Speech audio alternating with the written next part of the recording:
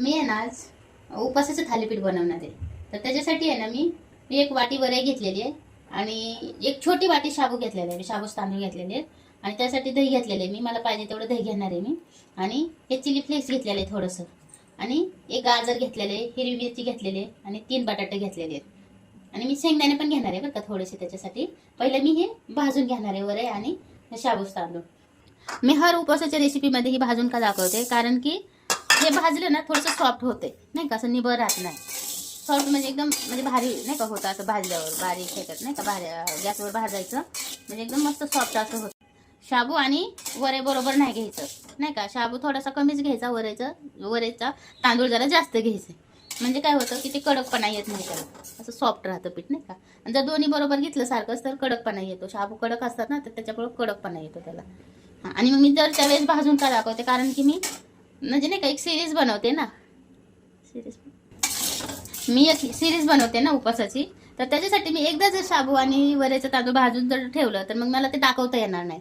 त्याच्यासाठी मी रोज नाही का मला हवं तसं मी भाजून घेते आणि दाखवते मी की बाबा एवढं नाही का घेते मी, माझी एवढी क्वांटिटी घेते किंवा एवढं एवढं नाही का हे करते म्हणून मी दाखवते तुम्हाला. एकदाच नाही मी भाजून ठेवू शकत नाही का असं. बटाटे सालं काढून घेतलेले आहेत, आपण खिसून घेणार आहे बटाटा बरं का. हे बटाटा पण असं खिसून घेतलेलं आहे बरं का. आता मी गाजर पण असंच खिसून घेणार आहे. गाजर उपासाला चालतं ना त्याच्यामुळे मी गाजर पण टाकते ह्याच्यात नाही का. बटाटा आणि गाजर हे दोन्ही खिसून घेतलेले बरं का मी असंच. हे शाबू आणि वरई गार झालेले आपण आहे ना वाटून घेऊयात. आता हे आपण आहे ना ही 2 बॅच करून वाटून घेणार आहे, बारीक नाही का एकदम बारीक किंवा भरभरीत असं केलं तरी काय नाही. मला परत भिजवून एकदा वाटून घ्यायचं. हे असं बारीक करून घेतलेलं आहे, ह्याच्यात काढून घेऊयात बाउलमध्ये. हे पाव किलो दही म्हणजे घेतलं होतं. मी म्हटलं होतं मी जेवढं पाहिजे तेवढं टाकल, पण मी अक्कच टाकणार आहे बरं का ह्याच्यात दही. 1 वाटी पाणी पण मी टाकून घेतलेलं आहे ह्याच्यात. आपल्याला जास्त घट्ट करायचं नाही बरं का, असं नाही का, जरा दाटसरच ठेवायचं, घट्ट नाही करायचं, पातळ नाही करायचं. सॉरी, जास्त पातळ पण नाही करायचं आणि जास्त घट्ट पण नाही करायचं. थोडंसं असं नाही का, थोडंसं हेच ठेवायचं, दाटसरच ठेवायचं. म्हणजे ना आपल्याला नाही का उतापं टाकता येतील किंवा उलटता येतील व्यवस्थित. पातळ झालं तर ते उलटत नाही ना, टाकता येत नाही. त्यासाठी पातळ पीठ होऊन द्यायचं नाही जास्त. करून आहे ना परत एकदा वाटून घेणार आहे. असं बारीक करून घेतलेलं आहे बरं का. परत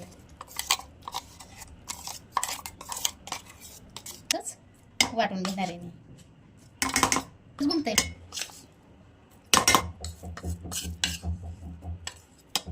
ह्याच्यात पण थोडंसं पाणी टाकून वाटून घेऊयात आपण. हे पीठ असं सगळं वाटून घेतलेलं आहे का. ही एक छोटी वाटी शेंगदाणे घेतलेले आहेत, भाजून घेतलेले आहेत बरं का मी. ह्याच्यातच टाकून वाटून घेणार आहे आता. हे आहे ना, ही भरपूर हिरव्या मिरच्या घेतलेल्या आहेत मी, 8-10 घेतलेल्या आहेत कारण तिखट नाही आहेत ना म्हणून मी जास्त घेतलेले आहेत. तर मी ह्याच्यातच वाटून घेणार आहे. मी शेंगदाणे आणि मिरची मी वाटून घेतलेली. आता मी ह्याच्यातच टाकून घेणार आहे. ही पण गाजर आणि बटाटा, मी बटाटा काळा पडल म्हणून मी दोन्ही मिक्स करून पाण्यात ठेवलं होतं असंच नाही का. म्हटलं नंतर ही आपली तयारी झाल्यावर ह्याला पाण्यात काढून पिळून घ्यायचं, पण असं का पाणी ठेवायचं नाही जरा पण. ह्याच्यात टाकणार आहे मी ह्याच्यातच नाही का. हे टाकून घेतलेलं आहे सगळं आणि ह्याच्यातच मी ही चिली फ्लेक्स पण टाकून घेणार आहे थोडीशी बरं का, चवीसाठी. ह्याच्यात आहे ना आपण आता चवीपुरतं मीठ टाकून घेऊयात. मी आहे ना 1 चिमटभर सोडा टाकणार आहे बरं का ह्याच्यात. 1 चिमटभरच टाकलाय, जास्त नाही टाकायचं बरं का. तो एकजीव करून घेऊयात पीठ.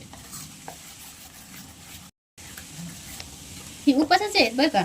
ह्याच्यात आपण नाही का दुसरं काहीच टाकलेलं नाही. शेंगदाणे, हिरवी मिरची आणि नाही का बटाटा हेच टाकलेलं आहे. जे काही नाही का आपल्या उपासाला जे चालतं ना तेवढंच. ते उपासाचं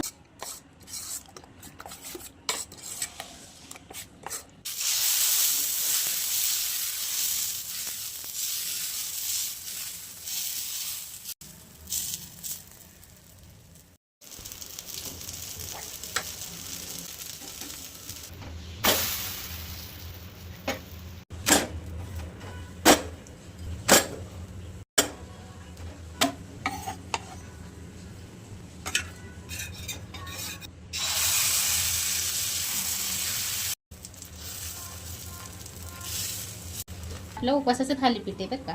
ह्याच्यात आपण गाजर, बटाटा, हिरवी मिरची, शेंगदाणे टाकून केलेलं आहे. खूप छान होतं बरं का. हे असं करून बघा तुम्ही, शेंगदाण्याच्या चटणी बरोबर खायचं. खूप छान होतं उपवासाचं थालीपीठ.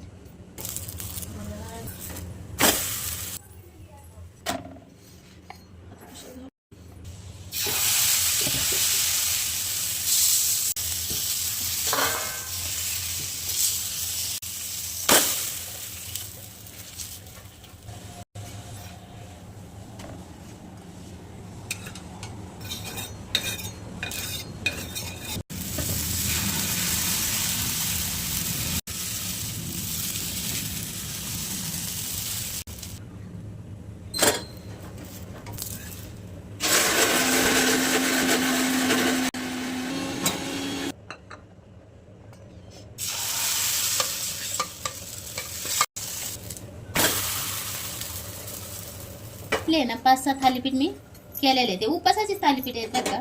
त्यात मी सगळं उपासातच टाकलेलं आहे आपलं, नाही का, की बाकीचं काही कांदा वगैरे असं काहीच टाकलेलं नाही. फक्त बटाटा, गाजर आणि हिरवी मिरची, शेंगदाणे. मेन म्हणजे शेंगदाणे आणि हिरवी मिरची टाकली का खूपच छान लागतात बघा, नाही का. असं आपण भाकरी म्हणजे की उपासाची भाकरी भाजी करतो का नाही, ते करण्यापेक्षा एकदमच असं केलं का खूप छान होते. आणि शेंगदाण्याची चटणी तर मी मागे एक व्हिडिओमध्ये नाही का टाकलीच आहे. तर तशी शेंगदाण्याची चटणी करून त्याच्याबरोबर खायचं. हे मी आज शेंगदाण्याची चटणीची रेसिपी नाही दाखवते ह्याच्याबरोबर, मी नुसतं थालीपीठ दाखवते दह्यासोबत, नाही का, शेंगदाण्याच्या चटणीसोबत. आणि ओल्या नारळाची नाही का चटणी केली तरी मग तर खूपच छान लागते बरं का त्याच्याबरोबर. तर ओल्या नारळाची चटणी पण करा.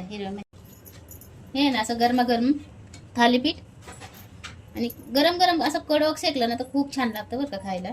आणि